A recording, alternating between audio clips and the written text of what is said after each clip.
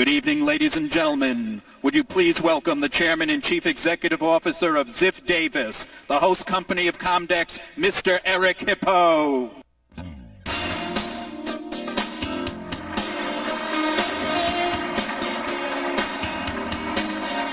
Good evening. Good evening. Welcome to Las Vegas and welcome to Comdex 498. You know, Sunday night has traditionally been a time when 20th century America gathered in front of its new age media to learn about what's new in the world. People sat staring at this little box called the radio to hear political addresses, news from far away, and a new breed of entertainment. Then another box came along, the television, bringing words and images. Ed Sullivan came on Sunday nights for the television generation. Walt Disney came on for the younger generation. So here it is, Sunday night again, and what we might call the internet generation has come together to hear Bill Gates. I think with the internet, we've definitely gone beyond anything television or radio ever dreamed of. It took radio 38 years to gain 50 million listeners. It took television 13 years. The web passed 50 million users in just 3 years. So it's safe to say that the internet is a media form we haven't seen before. The rate of growth of the internet economy is 109%. That's over 30 times the rate of growth of the GNP. The internet economy is now at $200 billion worldwide. By 2002, it will reach $1 trillion. And everyone is scrambling to recast those numbers, not because they're too stratospheric, but because they're too conservative. Internet traffic is doubling every 100 days. And the number of corporations with websites is growing at over 100%. The majority of PC households now use the internet, and 76% of home users say email and the web are the primary use of their PC. It's not our father's Sunday night anymore, is it? Next year, Comdex celebrates its 20th anniversary. It's like a lot of 20-year-olds in today's world. It has a mind of its own. It's always surprising to you. And it never tells you where it's going to go next. Microsoft has been a big part of the first 20 years of Comdex. And something tells me they'll have something to say about the next 20 years as well. This company has enabled every era, the PC, new media, networking and enterprise computing, and now the internet.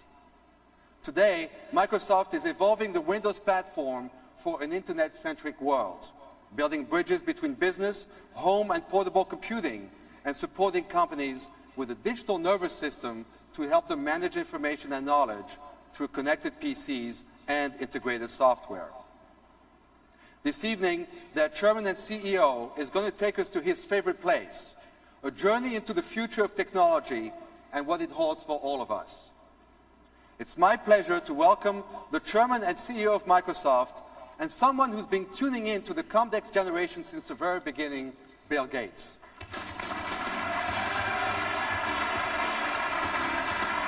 Thanks, Ed.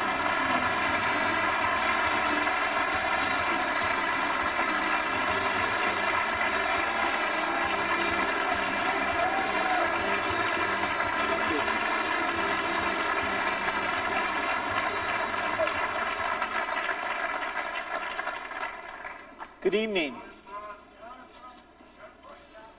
As you know, I'm simply the first of 9 keynotes.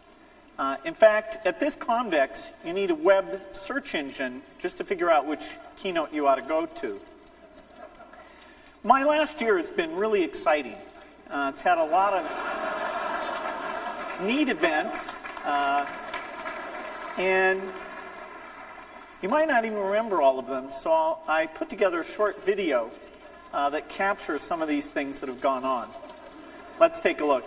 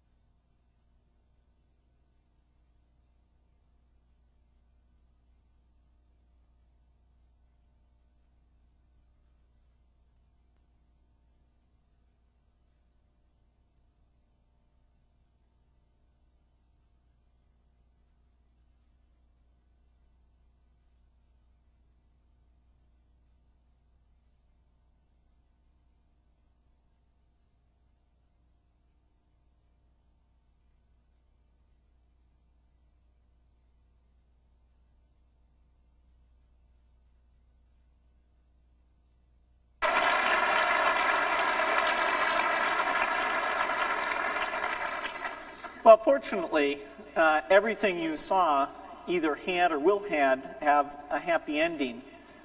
In fact, the bug that caused that blue screen got fixed that very night. And the person who helped me with that demo is still working for Microsoft.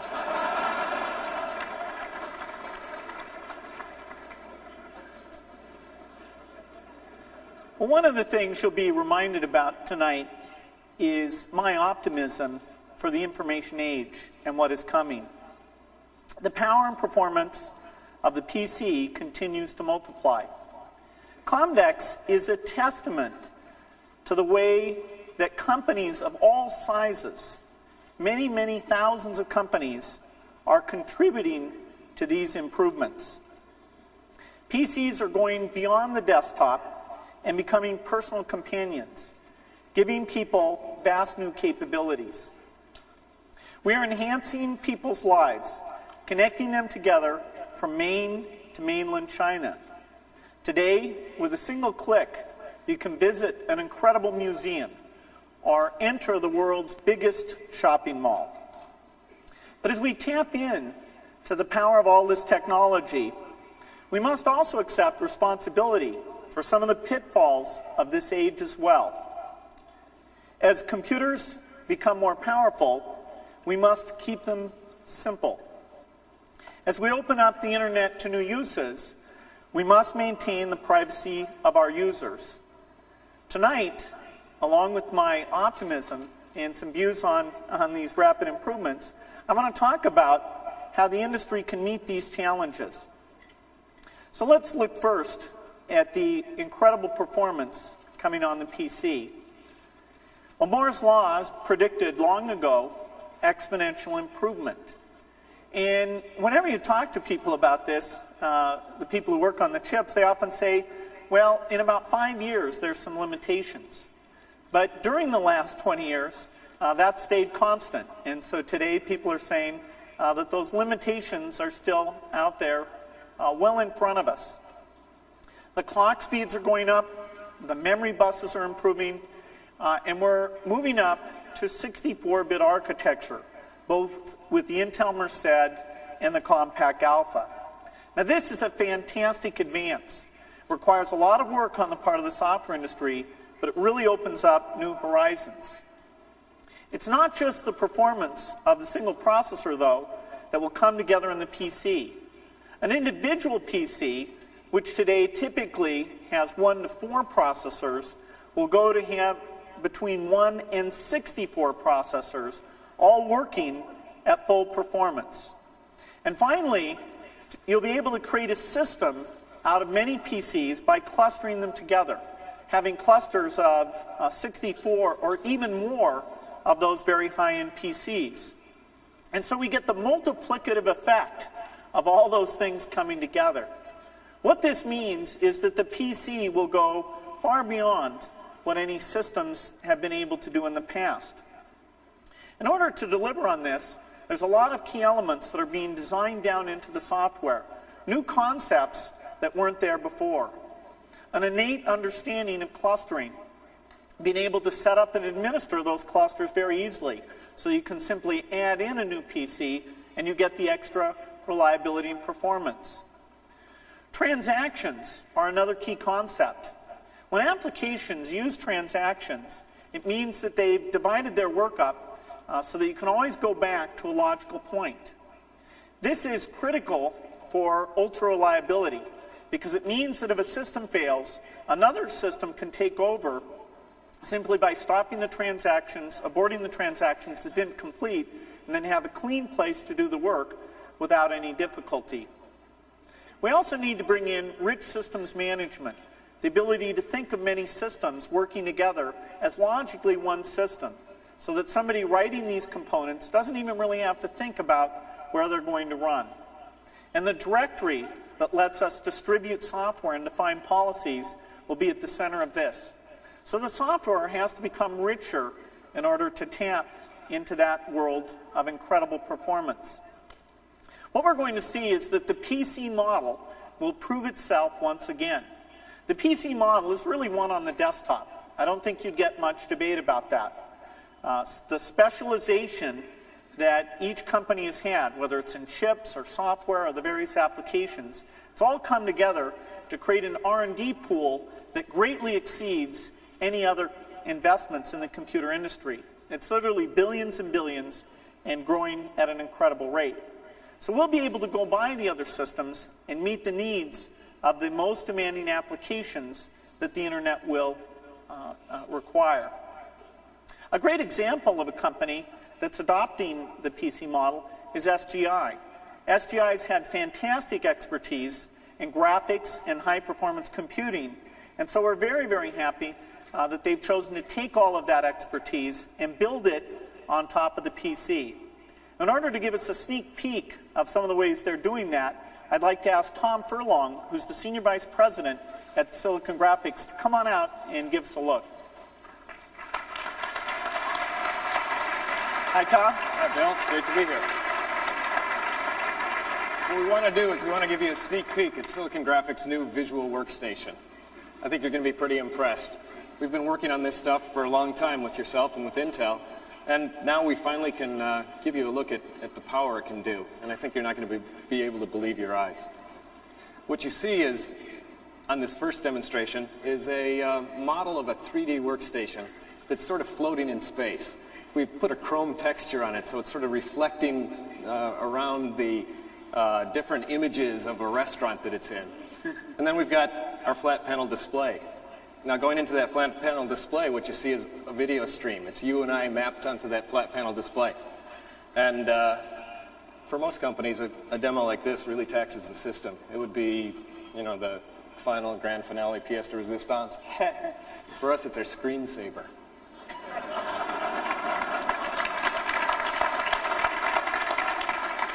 But look what happens when you take that 3D powerhouse and you put it to work on 2D or on video. What you can see is a very large Photoshop image, 4 megabytes here. Well, let's blow it up to full screen. On this display, our new Silicon Graphics 1600 SW. Yeah, that's an incredible LCD. I've never seen one like that before. Well, it's really state-of-the-art. 1600 by 1024 pixels, full color, runs at 30 frames per second, allows you to do video. It's just, you know, just a real powerhouse. It's also got an all-digital interface, so a picture in memory gets to a pixel on the screen and never gets converted to analog. The net result of that is you get color calibration made really easy. So what you see is what you print in color, and that's what you print on film. Here we are. I'm expecting those transitions to show up in PowerPoint Transition Library next. You bet. Okay. We'll do it. So here, what you see is the incredible power of video. This machine operates fast enough that video is just a series of 2D frames that are all put together. So we can take the same capabilities and apply them that way. So, Bill, you want one of these machines in your office? I'd love one. Give us a sense of what kind of price range these will be. Well, the price point for the features used to be about $100,000. But as you say, the PC model really tries to bring this capability together. We're going to be able to bring this capability out for under $4,000. Amazing.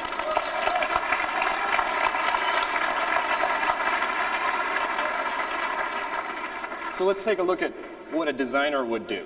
A designer currently models in 3D but renders in 2D. So let's look at the 50 bad ideas we had about how to design our product, and then we'll show up with a good one.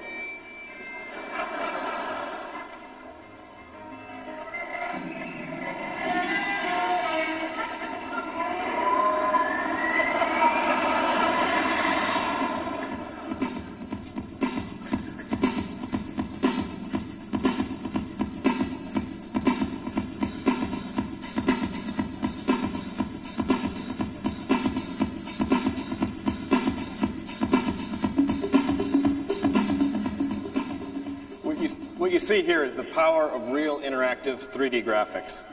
That's a marble floor. There's a picture on the display. Those are lights flying around. This is not a movie. This is realistic 3D graphics. Now what we're doing is we're able to take and change the light source, and we've mapped our video screen on top of that. and our video screen is being reflected in the floor, and it's upside down just like it's supposed to be.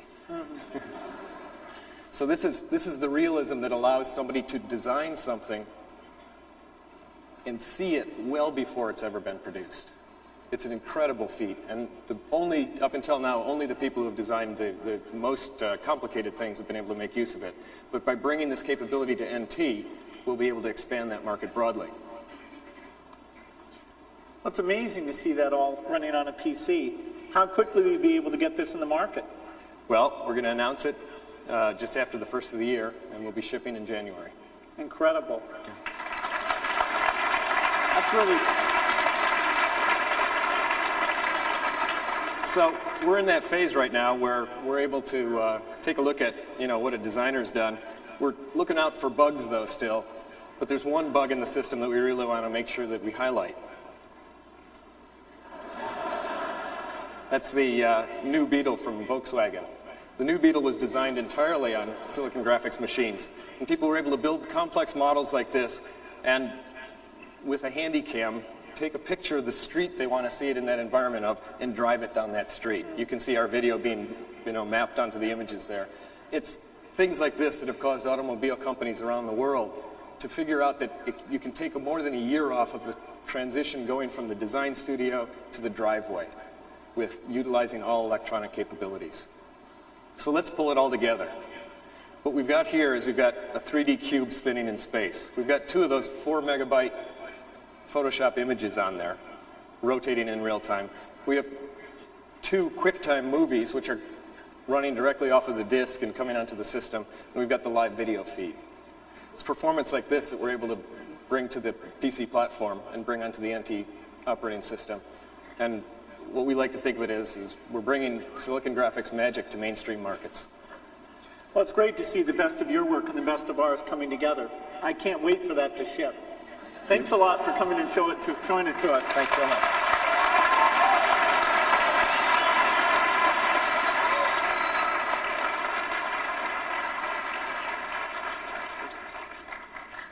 Another amazing thing that's happening to the PC is it's coming out in different form factors. In fact, it's kind of hard to say where is the dividing line between the personal companion and the PC. I use the term PC to refer to the primary device of the knowledge worker, what you use to create most of your documents. But there's no doubt that you want other form factors as well, things that are lighter and smaller, or even that integrate in with your TV set or your car. What we're seeing here is a variety of devices that run Windows CE and are the new personal companions. They're the palm-sized devices, including ones from Philips, Casio, and a number of companies here. And now we've got the larger ones, which we call the handheld pro machines. The packaging here is fantastic because these machines don't have a disc. They can be made very, very thin and very light. In fact, this one, which is from Sharp and Vadim, you can fold down so it's just like a tablet, and then open it back up and use it more like a normal PC as well. Also here we have the Kleurnet product, which is the one that goes in the car, and some of the e-book type products, which will be moving to Windows CE in their next generation. So a lot of capability here that's going to allow you to keep your information in digital form. You won't have the impedance problem of having some things in paper and some things that are on your computer. You can go back and forth and have all that digital information with you no matter what you're doing, whether you're at a meeting or traveling around. Now this has been a huge challenge. How do we get the world to be fully digital? The vision of being fully digital goes back a long, long time. In fact, it was 1945 when Vannevar Bush talked about his MEMX machine. I see a little picture of that up there. His vision was a little more mechanical than how it'll finally be delivered. But what he talked about in terms of capabilities is what we're really building today. Science fiction writers, even before that, all talked about electronic books, reading everything on the screen, creating things on the screen, really a paperless approach altogether. At Xerox PARC, this concept was referred to as the Dynabook, which is the concept that Alan Kay had. Now in the 1980s, there was an effort to get lots of reading material onto the screen. The Thesaurus in 1981, the first encyclopedia in 1986, reference books under the name Bookshelf in 1987, and then even a dedicated device for reading, the Discman, in 1991. In some categories, the success has been phenomenal. Just look at the comparison of print encyclopedia sales to CD-based sales. One has gone down fairly dramatically as the other's gone up. The CD is less expensive, it's more up-to-date, it's got audio, video, it can quiz you, it can connect you up to the internet where the latest information is. So despite the drawbacks of the electronic device, in this category, the balance of benefits have weighed very heavily, and electronic has won out. One thing that has been necessary to spur on electronic reading is to have a standard, an e-book standard. And it's just in the last few months, a number of companies came together, great publishers and a lot of technology companies, and took internet standards and looked at what extensions were needed for a book, the structure, the style, as well as the protection that the publishers want to make sure is part of that as well. So we have that now as a foundation piece. We won't have fragmentation as people are taking this material and making it electronic. And they'll make it electronic so that it plays on an incredible variety of devices, starting with the PC itself. But we have to be realistic. Are people really going to read long documents off of their screen? Even I don't read magazines off of the screen. Some of the trade journals I read on the screen, but then when I want to go into the in-depth articles, I prefer the paper. For typical magazines where I want to sit and read for an hour, I just wouldn't use the screen at all. So on the screen today, electronic mail, browsing, electronic forms, those clearly belong there. But the longer documents, periodicals, and books, we just don't have the screen and font quality that match the printed page.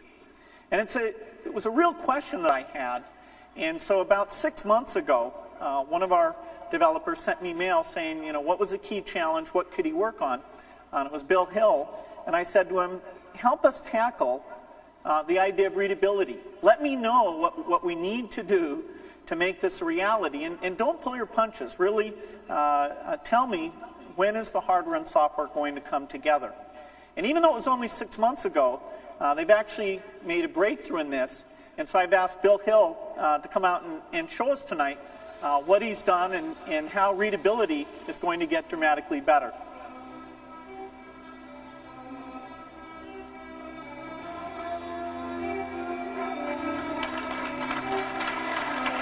Hi, Bill. Hi, Bill. Great to be here.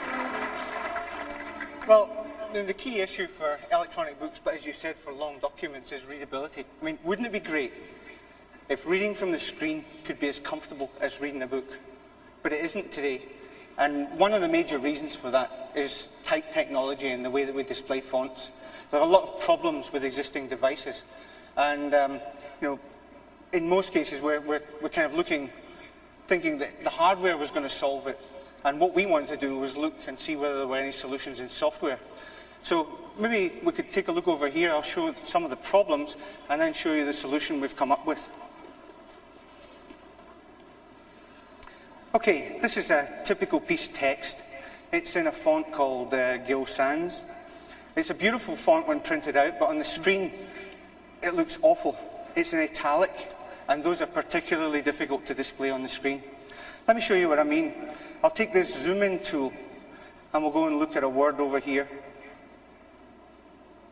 There's the word life. This is the best that we can do with standard font display technology. The thing about reading is it's basically word recognition, and typefaces have evolved over a couple of thousand years. It's a very sophisticated technology, and it allows us to recognize words very quickly and with almost no effort. But on the computer, that's not the case. if somebody presented this word life to you at this size, you wouldn't even know what it was. It's a deciphering job.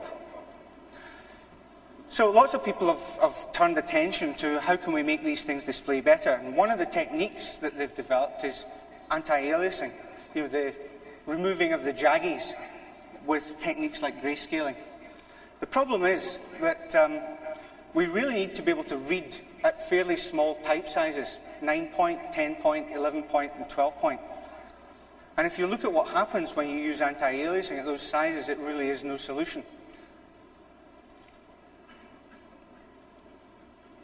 So this is anti-alias text. Now, in most cases, even the un-anti-alias text probably looked reasonably good on these large monitors. It's very difficult to display at these sizes.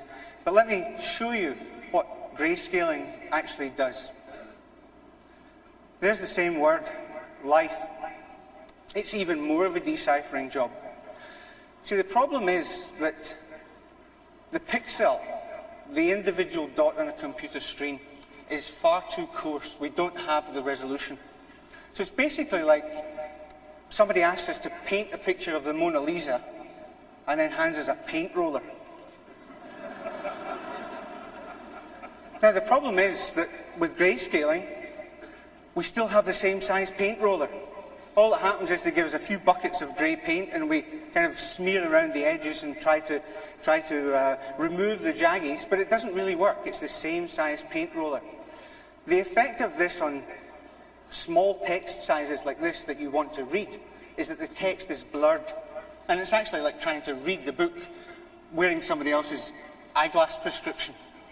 You can't do it. And it causes eye strain. It will be wearing over a long period of time. So what we did was we started looking at this to see what we could do in software. And what happened really was something that happens very rarely in your life. You get a group of people together and they all have different pieces of the puzzle and then magic happens. We did some experiments. We had an idea and we did some experiments. And the very first piece of text we saw just stunned us. We couldn't believe what we were seeing. Now this is a technique where you take a color LCD and you do your magic to make it look better on the color LCD. Yes, and the great thing about it is it works with existing LCD devices. And basically what we do, the technique we use, triples the resolution of an existing LCD screen in software. Sounds good. I want to show you a piece of text, a before and after piece of text. Now this is being displayed actually on a device of not terribly high resolution. This is a Windows CE handheld PC. And the resolution is 640 by 240. But you can see here on the screen the before and after. If you look at the L's, for example, on the left, you see that they're jagged. They're much smoother on the right. Another interesting thing is you see the difference between 12-point type and 13-point type. Have you ever noticed when you increase the size of the type on your Office documents, you get to a certain point and you think you've turned them bold? Yeah, it goes from 1 to 2 pixels. Yeah, that's what's happening. The pixel is the smallest unit that we have. If you look on the right, you'll see there's a very gradual transition in sizes, and that's a result of the increased resolution that we've been able to find. We've basically taken the paint roller and cut its size by a third, or cut its size to 1/3. Yeah. So then you take this technology and you start to apply it to things like electronic books and documents. Here's a copy of your book, Bill. I thought you could do with the plug. Yeah. Now, it must be tricky to let people see how we're getting this extra resolution where we're doing it through a projector. You know, it's like showing high-resolution TV on a normal TV. Yeah, we've struggled a lot trying to show this, because really this is a technology that's designed for reading small type at normal reading distances of a couple of feet.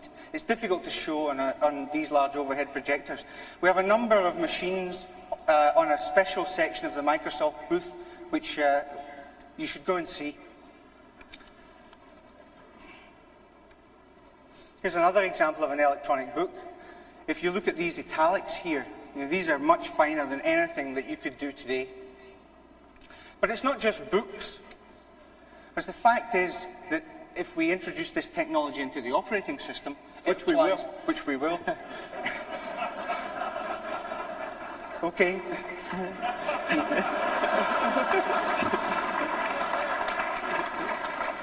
When we introduce this technology into the operating system, then all applications that use it will get to take advantage of it.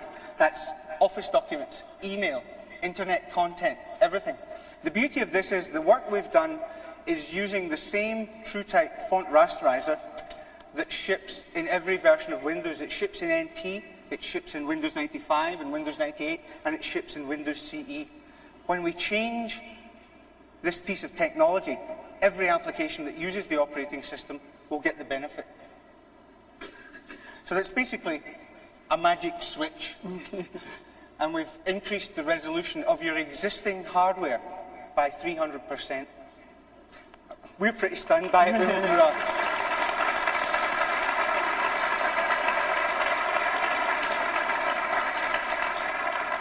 Well, that's fantastic. I think it's actually going to increase the move towards LCDs because, since we can do this on LCDs, and I really think it's going to usher in the vision that all of us share about electronic books. Yeah, well, we're seeing a lot of LCDs appear on the market now. Silicon Graphics LCD is beautiful. We're operating on that. Other companies like Toshiba have introduced desktop LCDs. The price will come down dramatically as a result of adoption, and we're hoping that this technology will help to drive that adoption. Well, that's an incredible piece of work, Bill. Thanks so much. Thanks, Bill.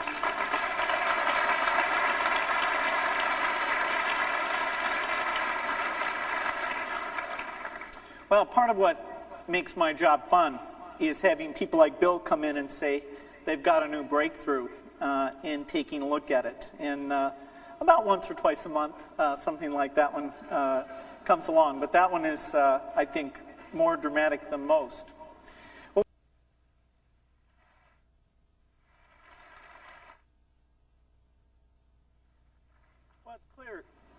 It's clear we're going to have a lot of fun with this new technology. But one of the pitfalls is we're going to have to make it simpler. Now, what people want to do with personal computers has increased over the years. So simplicity really is a moving target. There were years where when simplicity meant hiding the difference between extended memory and enhanced memory, or making it so you could find a printer driver for your printer, or making it so that you could somehow connect up to the network and not have to add too many different pieces of software to make it all go. As we ushered in the era of graphical user interface, things like moving data between applications, running multiple applications at the same time, or having rich fonts, that all became commonplace. With mobile computing now, you can undock and dock and have different profiles. And with the internet now, issues like setting up your IP address are no longer as much of a problem as they were in the past. But there's no doubt that we have to find breakthroughs that are going to reduce the number of commands, that are going to make error situations easy to diagnose, and really tap the power of the machine to be very helpful. A good illustration of this is that I was navigating my file system the other day, and I found some really exciting files out there. These are their file names. I sent mail around, and I said to people, okay, it's a quiz, classic Microsoft quiz. Who can answer where these files came from? And in fact, no one got them all right. Here's the answers if you want to know. I'm sure someone out there knew all those things. But that has got to be one of the most opaque things there's ever been. People shouldn't have to see the files that make up an application. They should just see the application and the version that's there and never have to look underneath that. Another thing to consider is that we have these commands spread all over the system. You have search commands in almost every utility. You've got it for mail, for people, computers, files, for the internet, and yet it appears in a fairly different way. Now, we are starting to pull this together. Unification is one of the great techniques that are going to provide the simplicity. bringing together all the different stores and the way you navigate and program against those into a rich store. That holds a lot of promise. The products that we've been working on for the last couple of years really do reflect that we've made this a priority. We have a long ways to go, but already we can see some things that are pretty exciting. Install on demand, menus that adapt themselves and just show the commands that you like to use, not the ones that everybody else uses. In SQL, it's things like not having to administer the indexes or the space management, or having the common product from top to bottom, so you don't have to think about the differences there. Or perhaps most importantly, the use of natural language. Natural language, whether it's typing in sentences or speech recognition, are destined to play a very central role in the operating system and the applications. Well, let's take a look at a couple of these products that are coming out in the very near future. In order to show us a fun scenario with this simplicity, I've asked Andrew Dixon and Adam Blum to come out and show us how it works. Hi, Bill. Welcome. Hi. Hi, Bill. Well, Bill, a great way to highlight some of those simplicity innovations you were talking about in Office 2000 and SQL Server 7 is really just to take you through how we use these tools to get regular tasks done. Now, many of us here in this room will start our business day out in email.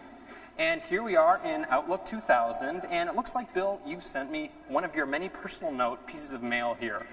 Actually, let's take a look and open this up, and it doesn't happen to be a personal note this time, but it looks like you want to host a fun day in Las Vegas for some of your international partners.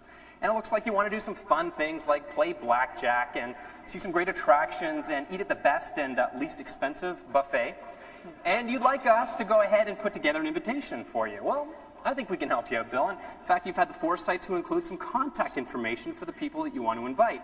And the great news here is that since Outlook 2000 supports the vCard standard, it makes it really easy to exchange that contact information right over the internet, and makes it even easy for me to add that to my own personal contacts. Well, you know, we're all pretty busy here at Comdex, so I think it probably makes sense to go ahead and book everybody's time here. And why don't we just send one of those meeting requests, you know, those ones, the kind of save the date meeting requests, and of course we'll go ahead and add you and some of the other people from within Microsoft. But you know, why don't we go ahead and choose those contacts too, and we can go ahead and send them an email message and invite them to this event. And not only can I invite them, but right over the internet, because we support the iCalendar standard, I can even see their free and busy times right here. This is something we've always wanted to do, and now it's simple. All right, so let's select a block of time, which conveniently exists across the board there, and go ahead and send them an invitation. All right, well, this is great, but you know, I don't think we're quite finished. I think you added something else in your email that we should take a look at here. I think actually you wanted us not only to get a good invitation together, but you wanted us to go and get a list of the best casinos in town for what we want to do. And you've even pointed us out to a website that's going to help us do that. So like any good employee, I'm going to delegate this part of the work out to somebody else. And if it goes well, of course, I'll try and take full credit for it. So let's send that off to our good friend Adam Blum to help us out. All right, Adam. Okay, well, thanks, Andrew. It looks like I've got some new mail from Andrew here, and I'll take a look at that. And what I've got here is he's actually pointed me to a website, and I can actually see this in the preview pane.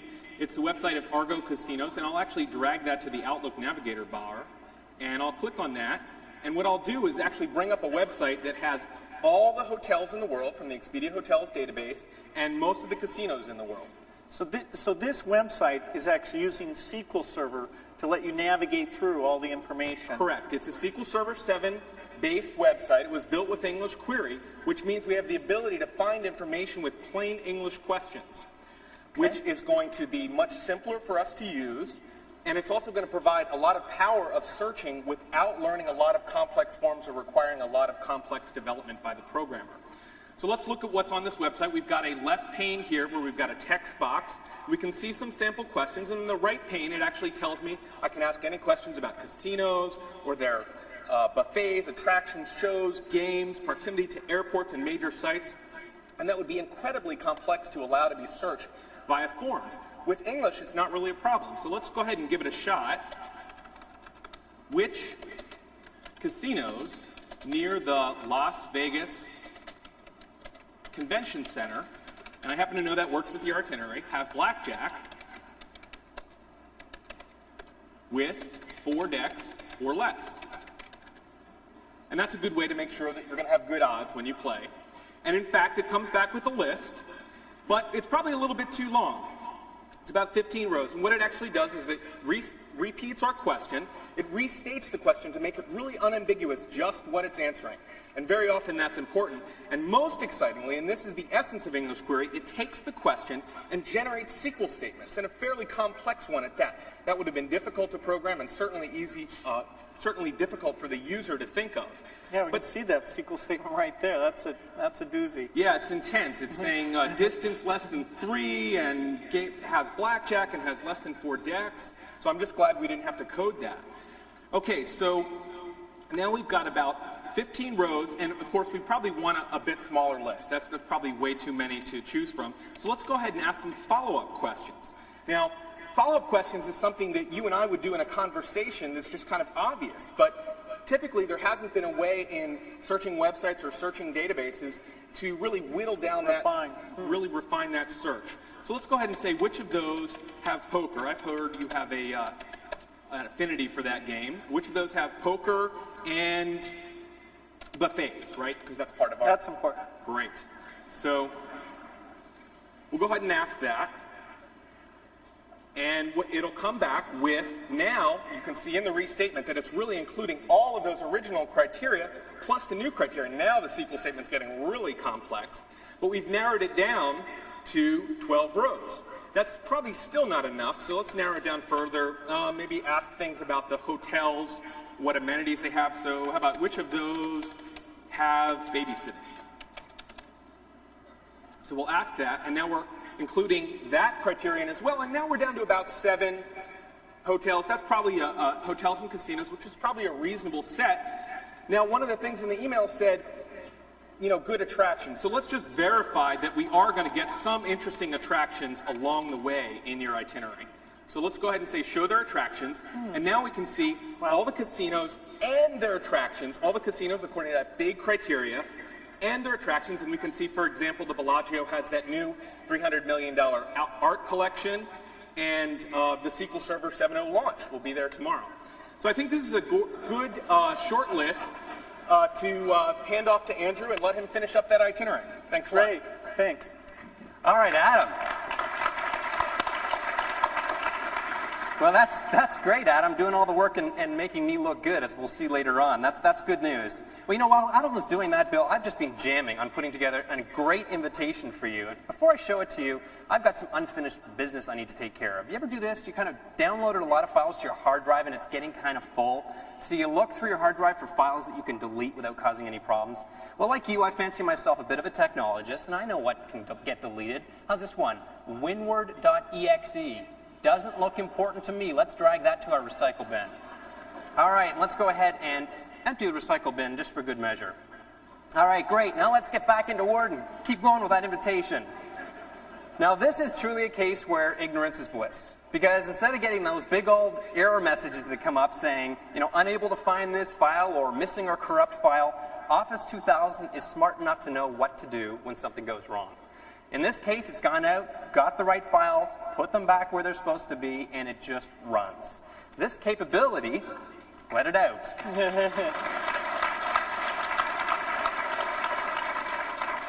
This capability is called self-repairing applications, or also known as, wasn't that broken just a minute ago, feature?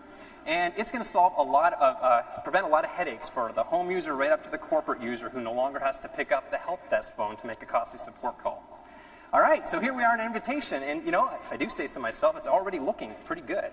I've got a nice banner, nice areas for your hosts and so on, but you know, I don't know about you guys, but I'm a firm believer in copying other people's work and shamelessly pasting it into my own document. And that's why I especially love the collect and paste capability in Office 2000. That allows me to copy up to 12 different items at once and then paste them in any order that I'd like. So let's go to your email, Bill, and you know, I kind of liked your title here. You know, give you some points for creativity. Let's go ahead and copy that. And now let's go in, and I think your assistant put together an itinerary here in this Word document. So let's go in and get that, because I saw a table that I could probably take credit for here. So let's select that table and copy that as well. And notice that we have this new clipboard that comes up that allows us to track all the things that we've copied.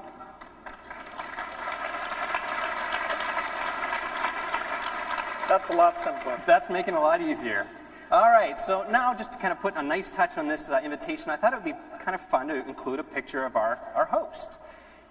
Well, Bill, I mean, no offense, this is a great picture, but this is all about a casino tour after all, so I think you need to be a little bit more in dress. I think you need to be able to kind of sport something that's a little more appropriate. So using PhotoDraw 2000, which will come with the Office Premium Edition, it's really easy now to kind of add an overlay of a suit that I think is just perfect. I recognize that. You know what they say, the clothes make the man, and I especially like the necklace here. That's a really nice touch. All right, so this is great. Let's copy that as well, and let's get back to our invitation. And now I can paste those things in any order, so let's go ahead and paste a theme. That's looking pretty good. Let's paste the now dapper-looking host. All right, that's looking pretty good. And let's get that table in there as well. And we can even use the drag-and-drop table feature in Office 2000, making it really simple to put the table where we want and have the text automatically wrap.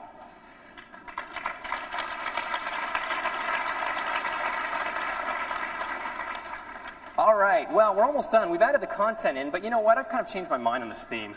It was pretty good, but I don't quite like that word tour. I think we need to go and find a replacement word for that. And so I'm going to go up and see if I can find words thesaurus. I've never really used that before. Well, first of all, when I go up to the menus, the first thing I notice is that they're much shorter, and this goes back to the personal menus and toolbars that you mentioned earlier on. They actually adapt to the way you work, and over time become simpler as they optimize to you. Now, just because they're shorter doesn't mean we've taken anything away. It's really easy to expand those menus and get access to absolutely everything. And Office is even smart enough about knowing when to expand those menus. You ever done this before? You're in kind of a sugar-induced comatose, hanging out at a menu looking for something? Well, automatically, we're going to expand and give you the tools that you need. All right, so here's the one I was looking for, language thesaurus. And when the thesaurus comes up, here's a replacement word, excursion. Well, that one screams Vegas, so let's go ahead and replace that word. And now that you use the thesaurus, it'll put that on your short menus. That's right. When I go back up to my tools menu, language has been visually promoted to be closest at hand because that's the tool that I use the most. Great. All right, well, we're getting there, Bill. I think that this is really looking pretty good. But one thing I wanted to do was, I thought it would be kind of fun to translate this theme into the various different languages of our international guests. So for our German guests, Pils, Amüsante, Spritz, Tour, durch, Vegas. All right, well, that's looking pretty good. Now for our French guests, Bill, s'amuse au casino, not casino, casino de Las Vegas. Well, that's looking pretty good too. What about for our Japanese guests? There's going to be some of those as well. Bilu no Kajino Ryoko. All right, well, this is looking pretty nice, and I think it's pretty amazing. It's pretty amazing that we were able to type these languages right inside of Word, but Word was also automatically smart enough to detect the language I was typing and give me the right proofing tools. So for German, Spritztool is capitalized. For French, well, let's go to Japanese. For Japanese, even the Japanese text. Yeah, I'm glad you fixed that. Jeez. That's right. I saw you looking at me wondering if I misspelled that. All right, this is looking great. Let's go ahead and apply a theme here. Office 2000 now shares themes with front page, making it really easy to soup the document up and make it look just the way you want. With a click of a button, I can go ahead and apply a background, change the heading styles, change the bullets into picture bullets, really dress this document up. I think we're ready to go. Let's publish this document to our events website so everybody can see it. Publishing to the web used to be something that webmasters did because, quite frankly, it just wasn't simple enough to do. Take a look at how easy it is now with Office 2000. Now in this new Save As dialog box, I can publish to any place, personal folders, desktop, or how about this, web folders. Now I can publish to any website that I have access to. And literally, with a click of a button, I can publish to the web just as easily as I save to my hard drive. All right. Well, Bill, we're almost there. We have put together a killer invitation, but you know, in your email you asked for something else. You asked for the short list of casinos to go to. And Adam did some great work using a SQL Server English query to go and get that information. Now watch how I'm going to take credit for all the work that's been done.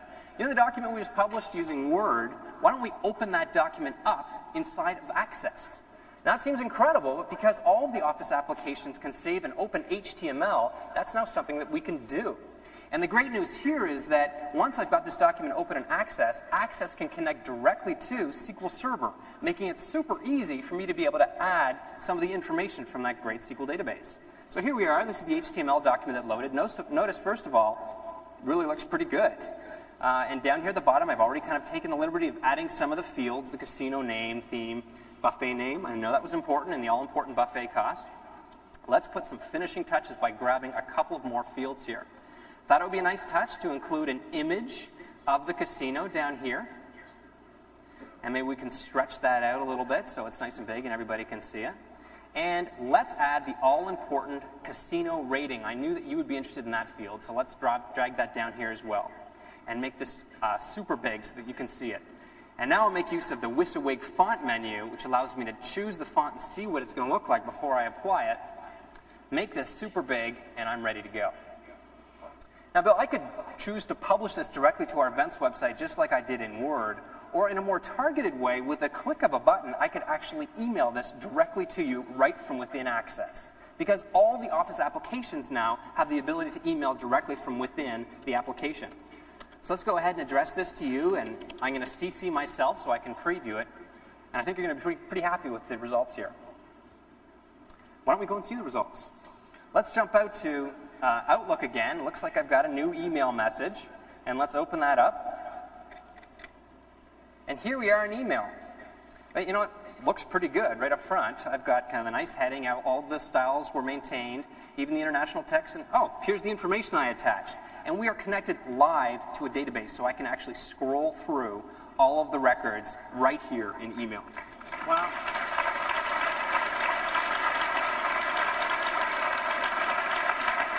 So right there in email, that's an active web document. That's correct. Wow, it's pretty amazing how you put that all together. I'll be excited to when we get this on the market. Thanks. Thanks a lot, Bill.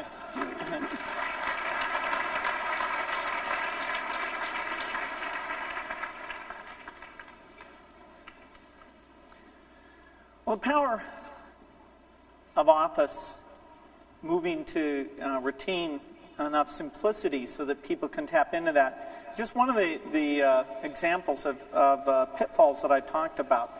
The other was probably an even tougher issue, which is privacy.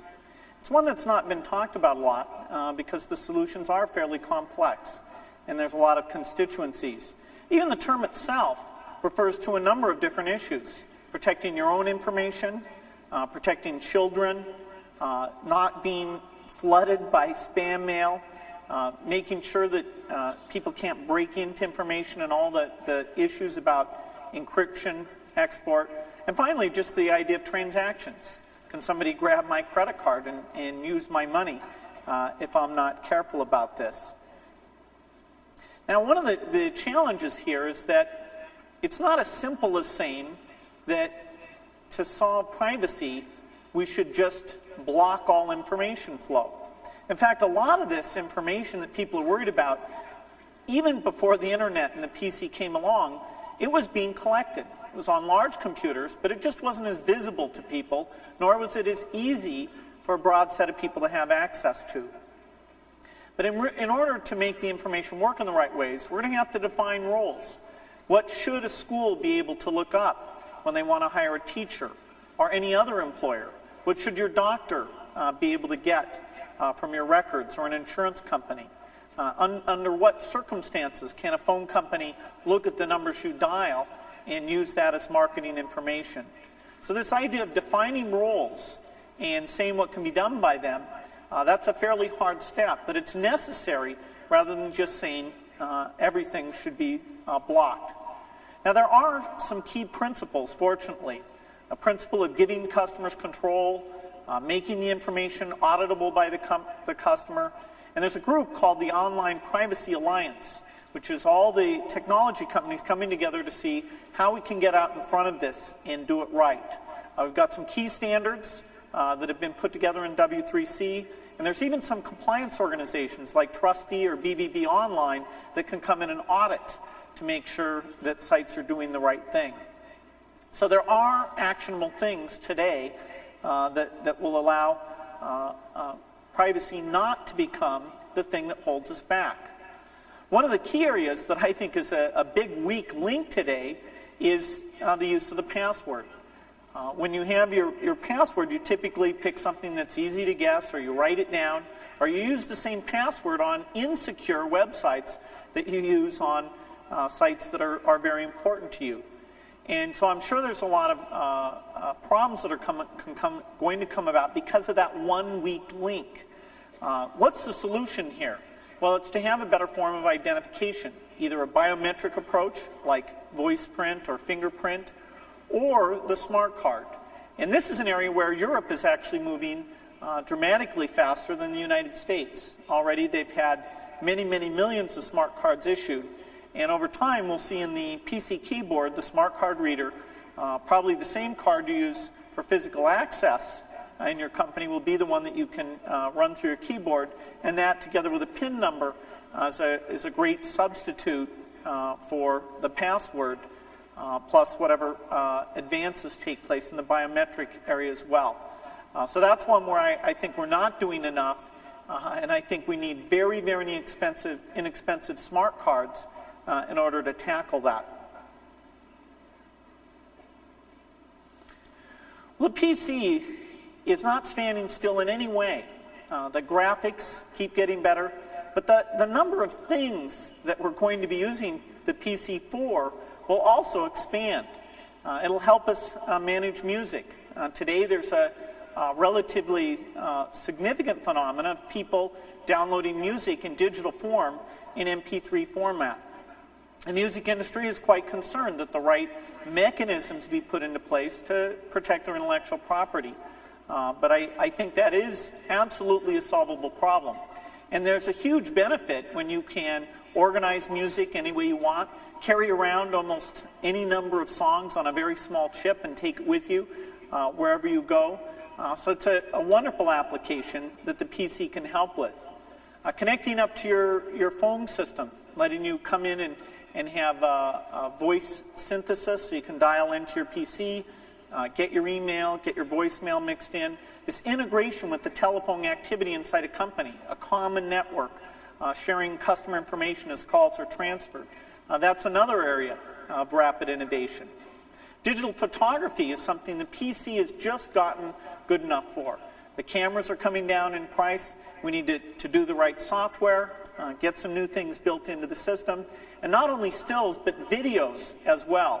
With the capacities of these hard disks that we've got, where even 2 gigabytes is now a small hard disk, it's not unreasonable to think of PCs and personal companions being able to record very long, high-quality video for us.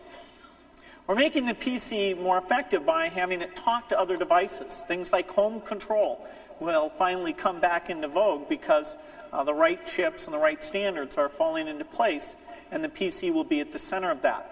One form of control that's kind of fun is these new animatronic toys that can operate on their own, but when you use software on the PC, or even videotapes in some cases, the toy receives a wireless message, and it's able to engage in a very rich play activity for kids of quite a range of ages, and those have proven to be very popular.